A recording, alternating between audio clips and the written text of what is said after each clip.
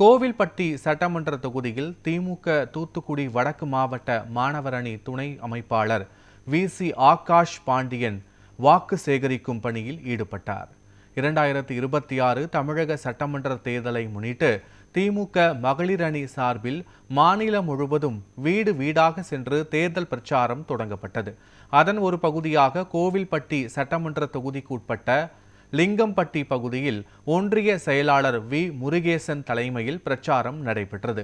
இதில் திமுக தூத்துக்குடி வடக்கு மாவட்ட மாணவர் அணி துணை அமைப்பாளர் வி.பி. ஆகாஷ் பாண்டியன் முன்னிலையில் மகளிர் அணியினர் வீடுதோறும் சென்று திமுக அரசின் மகளிர் உரிமை தொகை, விடியல் பயணம் உள்ளிட்ட நலத்திட்டங்களை விளக்கினர். தொடர்ந்து மீண்டும் திமுக ஆட்சி அமைய வாக்கு சேகரிப்பில் உற்சாகமாக ஈடுபட்டனர்.